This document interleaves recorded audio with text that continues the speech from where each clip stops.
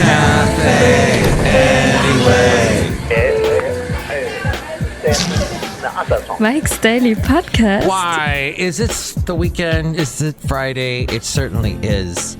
And I'm Mike Matthews. This show is called Mike's Daily Podcast. It's episode 2152. How are you? It's awesome, isn't it? When you get imitated by someone and they go, Mike, this is you. I'm imitating you. Yo, isn't that awesome? It is. So that's what happened to me today. Someone, Mike's Daily Podcast, did a dead ringer, dead on impression of me. And it wasn't one of those stupid impressions like, hi, I'm Mike's Mike Matthews. Daily I don't sound anything like that. Podcast. Okay, maybe just a little bit. Yeah. But so I was very flattered. Imitation is a sincere form of flattery. And I am not drunk. And that is a true statement. Also, I showed this individual some of the fascinating video that I did not realize was on YouTube of my father, Paul. He was in the Blues Brothers in the scene where at the Holiday Inn where the lounge band is playing and the Blues Brothers bust in through the back door and they talk to the guys. There's a couple guys in their former band and say, come on, let's play together again. And my dad is sitting there at a table at the front row watching the band. And he's not making any, he looks like he might as well just not even be animate at all. They told him, the director told him, don't move at all, Paul. Just sit there. In fact, my dad was sometimes nicknamed the Mortician because he would not move much. He was very still fella. So then he was also in the movie Continental Divide. Yes, another John Belushi movie. And in the scene that you can find on YouTube, I think it's called Eagles Mating or something to that effect. The actress in the movie has just gotten done showing a little film about eagles and here's today's podcast picture. How their numbers are dwindling. Even then it was pertinent back in the early 80s. And then my dad walks next to her and says, if there are any questions for Mrs. So-and-so, she'll be taking your questions now. For Miss Dr. whatever her name was in the movie, I forget. And then John Belushi makes a comment about how eagles make love and all that. Sorry, I'm tuning my violin again. I can't make that noise. Wow. Well, you might be asking, Mike, why are you talking so far away from the microphone, Mike? That's a very good question. I don't know, Basil.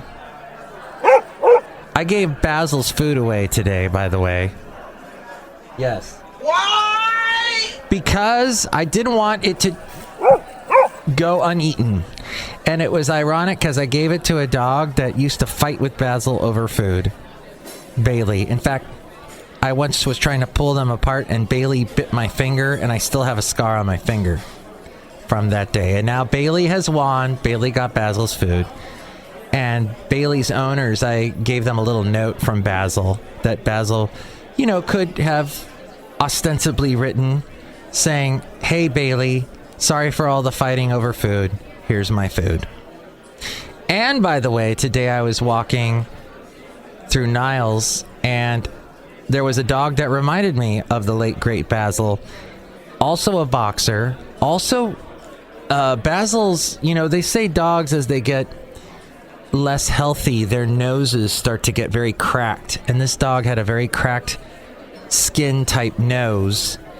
And this dog was also having the issues that Basil used to have where he couldn't hold himself up.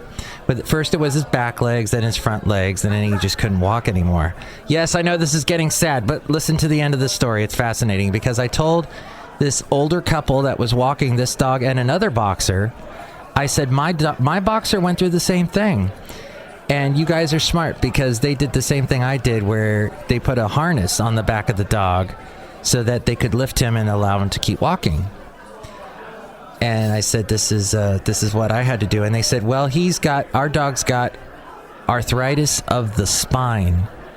So boxers got it tough, man. If it's not their heart, it's tumors. If it's not tumors, it's their spine. And their spine goes and then, it's terrible. Okay, I know that wasn't a very uplifting part of the podcast, but it was something very interesting because I have not seen any dogs except for like online, but in real life, which is the important thing, is real life, right? And reality, which there are some people in this world that are over there in Washington that need a big dose of reality, I would say. I mean, get real. So it was very interesting to talk to some people that actually were going through the same thing that I had gone through. But they didn't really want to talk to me. They kept going. They just wanted to walk. And in fact, they told me, they go, yeah, our dog likes to walk on grass. And that's the exact same thing with Basil. The older he got, the more he wanted to just walk on grass. He didn't want to walk on asphalt. He'd get away from the asphalt and the sidewalks. I talked about all this years ago when this was happening on Mike's Daily Podcast. And you may have even heard it. If you did, it would be great to hear from you. 336MM Daily. 3 plus 3 equals 6. MM as in Mike Matthews. Daily as in what this podcast has to try to be, but I did not get to do the past couple of days because I had to help with a fundraiser. And a guy called into the fundraiser. It wasn't for this podcast. It was for an actual worthwhile cause. Hungry people in the Bay Area, hungry families that are poor and reeling from coronavirus and other issues. And, well, somebody donated $8,000 to the cause, so that was very cool. So I have not done a podcast daily. I apologize, but I've had a lot on my mind. This morning I got, in fact, woken up by a story in the back of my head that I had completely forgotten about. When I was a kid, my mom suggested, because I had this big truck, it was a Travel-All truck. It was my first car, automatic. And my mom said to me, you've got all this room in it was handed down to me, by the way, by my mom's second husband, who he was done using it. He got a bigger truck. So he said, you can have this one, hand me down. And this thing was, this thing could go through probably walls. I never tried that or tested that theory as we go outside a cafe anyway, where we bring you Mike's Daily Podcast somewhere in Podcastro Valley, Mont, the last place on earth. We just went through a wall via a door and went outside. And we're outside a cafe anyway. And cafe anyway. This vehicle we called the Beast. My mom said, why don't you start a carpool and people can pay you for gas and you can drive them to school, because there were a lot of kids in my neighborhood that went to my same high school. So I knew a couple people that needed a lift and they would pay me. Well, one day we were really late. You know how that is, where somebody holds up the rest of the group. And now we're all going to be late. And I am driving as fast as I frickin' can. And you know how when you're like in a super hurry, you go, oh, maybe I'll take a shortcut. And then it turns out the shortcut makes you even later.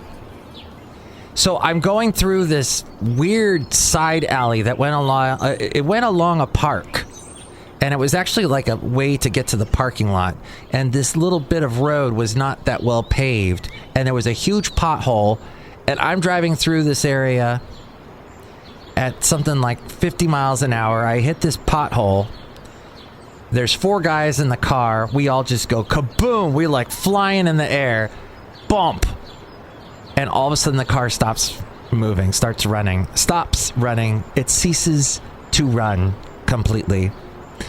So I go, guys, I'm going to put it neutral. Let's push it over to this parking spot. So we parked the car.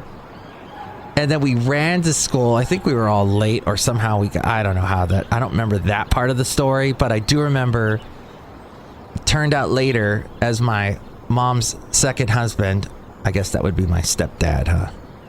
My stepdad, my one and only stepdad, showed up later. I gave him a call. This is pre-cell phone, so I'm calling from the payphone.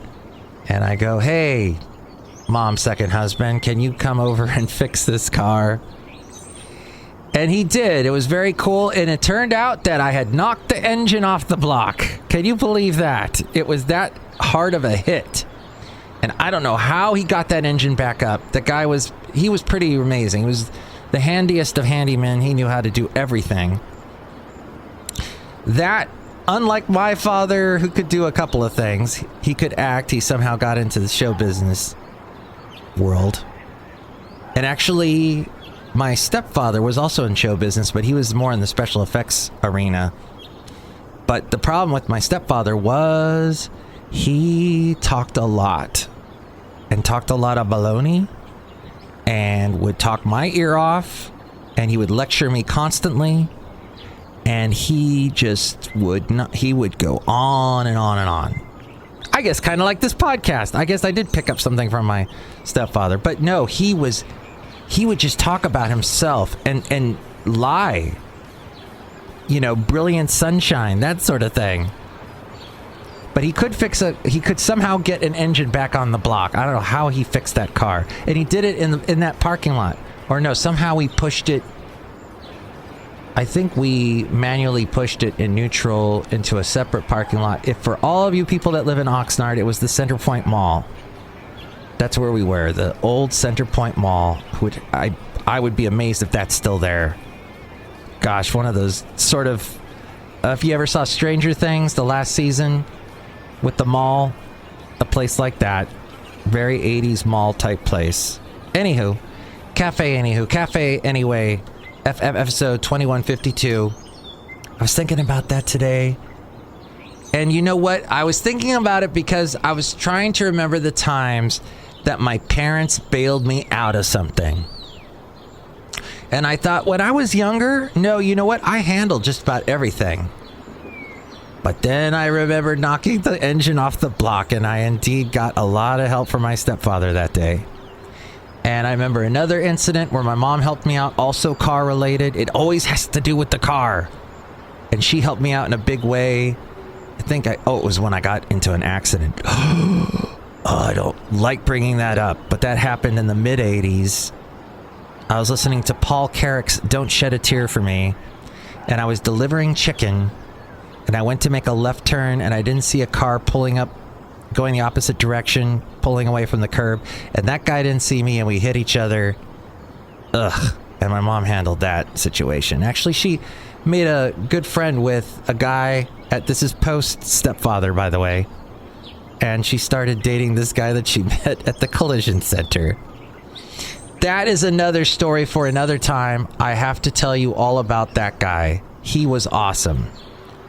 He did not end up being stepfather number 2, no, but he was a great guy, and I'll have to dive more into his backstory at some point. But yes, people really help us out. And you know what? I forget. You know what? Nobody is an island. You can be self-sufficient up to a point. And you don't want to be a teenager that's always asking their parents to bail them out constantly. But every once in a while, even the best kid has to be bailed out, as was my case, because I tried so hard not to get in that kind of situation. And I did. But we all need help. We all get by with a little help from our friends. Lean on me when you're not strong. I'll be your friend. I'll help you carry on. All right. I didn't even get to the story about Bonnie the cleaning lady, or Jim Dooley, or there was a couple other people I was thinking about today. But I'll get to that some other time. Meanwhile, we're outside a cafe anyway, somewhere in Podcastro Valley. Mont, let's say hi to some folks. Hi, Mont. It's Benita the Rodeo Queen. How y'all doing? It's Disgruntled Fiddle Player. Tell you what. What? I want to tell you we better finish counting up them votes and showing that Trump won. Because Trump's getting really impatient. And he wants to be declared president and whatnot. He's not going to be declared president. He's not president. Why do you live in this world? Why do you live in this world that this whole thing was a sham? You've got even the Department of Homeland Security saying it was the most secure election of all time. You had all these election people that said, experts saying that it was done professionally. It was done. There was no shenanigans. No one was in cahoots. No one was in any other sort of weird Irish word that you want to use. There was no conspiracy, leprechaun conspiracies, nothing. Yeah, that's right. That's what the right-wing media wants you to know, to think. Huh? I mean the left wing. Left wing, right wing, whatever. Just get over it. Look who else is here. Hello, Mike. I make the delicious root beer. Have some right now. Over. I will have some right now. Yeah, you better. I'll cut you. I really want to drink this root beer, so I'm going to do that right now. And I cannot wait as I drink this root beer. Ah, so delicious. Oh, wow. That had a bit of a kick. Yeah, I call it mule root beer because it kicks you in the back of the head. Mm-hmm. It does. You know what? What we could do is you could start selling those Moscow mules, and then everyone will think you're awesome, and they'll want to be your friend, and they'll give you lots of money, and they'll go, yeah, no, that's okay. Oh, boy. Next show, it'll be the wonderful Madame Rootabega, Valentino, and Bison Bentley. Find out more about me at mikesdailypodcast.com. I got Ariel to tell you more about that. And don't forget that Sunday I am on live from 9 a.m. to 4 p.m. at kkdv.com. More about that at mikesdailypodcast.com. And thank you for listening. Mike's Daily Podcast is written and produced and performed by Mike Matthews. His podcast is super easy to find. Download or listen to his show and read his blog at mikesdailypodcast.com. Email Mike now at mikesdailypodcast@gmail.com. See you tomorrow. Bye. Oh, yes. And the podcast picture is of a beautiful spot near Half Moon Bay. Actually, I think it's closer to Pilar Point and Mavericks in that area. It's there 2 years ago that picture was taken. You can see it now at mikesdailypodcast.com.